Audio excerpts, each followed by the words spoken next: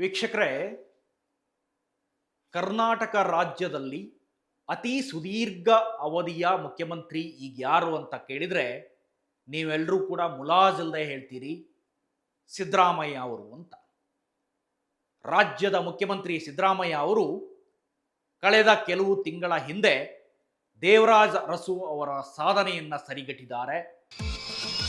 For business and personal promotions in Suman TV Kannada, please contact 9686376663. ಅವರ ಸಾಧನೆಯನ್ನು ಮುರಿದು ಹಾಕಿದ್ದಾರೆ. ರಾಜ್ಯದ ಇತಿಹಾಸದಲ್ಲಿ ಅತಿ ಸುದೀರ್ಘ ಅವಧಿಯ ಸಿಎಂ ಅಂತ ಖ್ಯಾತಿ ಪಡೆದಿದ್ದ ದೇವರಾಜ್ ಅರಸು ಅವರ ದಾಖಲೆಯನ್ನು ಮುರಿದು ನಾಗಾಲೋಟದಲ್ಲಿ ಮುನ್ನುಗ್ತಾ ಇದ್ದಾರೆ. ಸಿದ್ದರಾಮಯ್ಯ ಅವರ ರಾಜಕೀಯ ಹಾದಿ ನಿಮಗೆಲ್ಲ ಗೊತ್ತೇ ಇದೆ. ವಕೀಲರಾಗಿದ್ದ ಸಿದ್ದರಾಮಯ್ಯ ಅವರು ಹೇಗೆ ರಾಜಕೀಯಕ್ಕೆ ಬಂದರು, ರಾಜಕೀಯಕ್ಕೆ ಬಂದ ನಂತರ ಏನೇನು ಬೆಳವಣಿಗೆಗಳಾದವು, ರಾಜ್ಯದ ಇತಿಹಾಸದಲ್ಲಿ ಅತಿ ಹೆಚ್ಚು ಬಜೆಟನ್ನು ಮಂಡಿಸಿದಂತಹ ಕೀರ್ತಿಯನ್ನು ಕೂಡ ಪಡೆದಂಥವರು ಇದೇ ಸಿದ್ದರಾಮಯ್ಯ ಅವರು.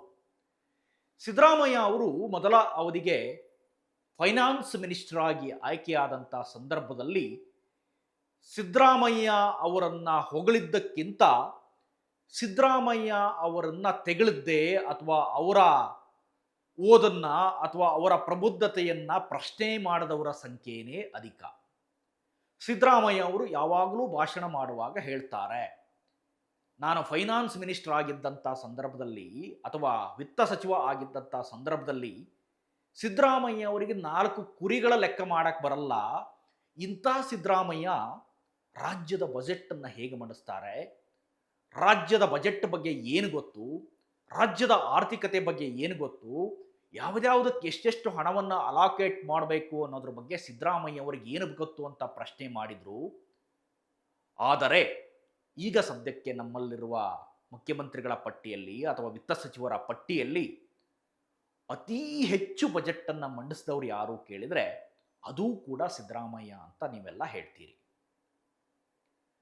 ರಾಜ್ಯದ ಇತಿಹಾಸದಲ್ಲೇ ಸಿದ್ದರಾಮಯ್ಯ ಅವರದ್ದು ಎಲ್ಲದರಲ್ಲೂ ದಾಖಲೆ. ಬಜೆಟ್ ಮಂಡಿಸೋದರಲ್ಲಿ ದಾಖಲೆ, ಅತಿ ಸುದೀರ್ಘ ಅವಧಿಯ ಸಿಎಂ ಅನ್ನೋದರಲ್ಲಿ ದಾಖಲೆ, ಭಾಗ್ಯಗಳ ಸರದಾರ ಅನ್ನೋದರಲ್ಲಿ ದಾಖಲೆ. ಅನ್ನಭಾಗ್ಯ ಇರ್ಬೋದು, ಅನ್ನಭಾಗ್ಯವನ್ನು ಯಾಕೆ ಸ್ಟಾರ್ಟ್ ಮಾಡಿದ್ರು ಅನ್ನೋದು ನಿಮ್ಗೆ ಗೊತ್ತಿದೆ. ಸಿದ್ದರಾಮಯ್ಯ ಅವರು ಅದಕ್ಕೂ ಕೂಡ ಒಂದು ತಮ್ಮ ಜೀವನದ್ದೇ ಕಥೆಯನ್ನು ಹೇಳ್ತಾರೆ. ನಾನು ಶಾಲೆಗೆ ಹೋಗುವಾಗ ಸರಿಯಾಗಿ ಊಟ ಇರಲಿಲ್ಲ, ಆ ಹಸಿವು ಒಂದೊಂದು ಏನು ಅನ್ನೋದು ನನಗೆ ಗೊತ್ತು. ಈ ರಾಜ್ಯದ ಇತಿಹಾಸದಲ್ಲಿ ಯಾರೂ ಕೂಡ ಹಸಿವಿನಿಂದ ಬಳಲಬಾರದು ಅನ್ನೋ ಒಂದೇ ಒಂದು ಉದ್ದೇಶವನ್ನು ಇಟ್ಕೊಂಡು ಅನ್ನಭಾಗ್ಯವನ್ನು ಜಾರಿಗೆ ತಂದೆ ಅನ್ನೋ ಮಾತನ್ನು ಹೇಳ್ತಾರೆ. ಅನ್ನಭಾಗ್ಯ ಕಾರ್ಯಕ್ರಮ ಆಯಿತು.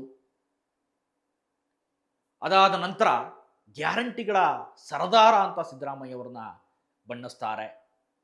ಅದರಲ್ಲಿ ಹಲವಾರು ಯೋಜನೆಗಳು ಸೇರ್ತವೆ. ಈ ಹಿಂದೆ ನಮ್ಮಲ್ಲಿ ಇಂದಿರಾ ಕ್ಯಾಂಟೀನ್ಗಳು ಬಂದವು. ಇಂದಿರಾ ಕ್ಯಾಂಟೀನನ್ನು ಕೂಡ ಯಾಕೆ ಜಾರಿಗೆ ತಂದೆ ಅನ್ನೋದ್ರಲ್ಲೂ ಸಿದ್ದರಾಮಯ್ಯ ಅದನ್ನೇ ಹೇಳ್ತಾರೆ. ನಿರ್ಗತಿಕ ಕೂಡ ಒಂದು ಹೊತ್ತಿನ ಊಟ ಇಲ್ಲದೆ ಬಳಲಬಾರದು, ಆ ಉದ್ದೇಶದಿಂದಾನೇ ನಾನು ಇಂದಿರಾ ಕ್ಯಾಂಟೀನ್ ಯಾರೂ ಕೂಡ ಹಸಿವಿನಿಂದ ಬಳಲದೇ ಇರಲಿ ಅನ್ನೋ ಒಂದೇ ಒಂದು ಕಾರಣಕ್ಕೆ ಇಂದಿರಾ ಕ್ಯಾಂಟೀನನ್ನು ಜಾರಿಗೆ ತಂದೆ ಅನ್ನೋ ಮಾತನ್ನು ಹೇಳ್ತಾರೆ. ಆದರೆ ಇಂದಿರಾ ಕ್ಯಾಂಟೀನ್ ದುರದೃಷ್ಟವಶಾತ್ ಈ ಸಂದರ್ಭದಲ್ಲಿ ಸರಿಯಾಗಿ ನಡೀತಾ ಇಲ್ಲ. ಎಲ್ಲ ಕಡೆ ನಾವು ಮುಚ್ಚಿದ ಇಂದಿರಾ ಕ್ಯಾಂಟೀನ್ಗಳನ್ನೇ ಕಾಣ್ತೀವಿ. ಇದು ನಮ್ಮ ದುರಾದೃಷ್ಟ. ಮುಖ್ಯಮಂತ್ರಿಗಳು ಈ ಬಗ್ಗೆ ಈಗ ಸ್ವಲ್ಪ ಗಮನ ಹರಿಸಬೇಕಿತ್ತು. ಇರಲಿ, ಅದೇನೇ ಇರಲಿ. ಹೀಗೆ ಹಲವು ಭಾಗ್ಯಗಳನ್ನು ಕೊಟ್ಟಿದ್ದಾರೆ. ಗ್ಯಾರಂಟಿಗಳಲ್ಲೂ ಏನೇನು ಗ್ಯಾರಂಟಿ ಕೊಟ್ಟಿದ್ದಾರೆ ಅನ್ನೋದು ನಿಮಗೆ ಗೊತ್ತಿದೆ. ಗ್ಯಾರಂಟಿಗಳಲ್ಲೂ ನಮ್ಮಲ್ಲಿ 5 ಗ್ಯಾರಂಟಿಗಳು ಕೂಡ ಅದರ ಬಗ್ಗೆ ವಾದ ಅಪವಾದ ಎಲ್ಲದೂ ಕೂಡ ಇದೆ. ಆದರೆ ಯಾವುದೇ ಯೋಜನೆಯ ಸಾಧಕ ಬಾಧಕ ಎಲ್ಲವೂ ಕೂಡ ಇರ್ತಾವೆ.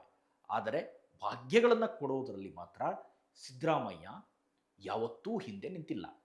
ನನಗೆ ಹೇಳಿದೆ, ಎಲ್ಲವೂ ಕೂಡ ಅವರದ್ದು ದಾಖಲೆ ಅಂತಾನೆ. ಒಂದು ಕಡೆ ದೇವರಾಜ ಅರಸು ಅವರ ದಾಖಲೆಯನ್ನು ಮುರಿದಿದ್ದಾರೆ.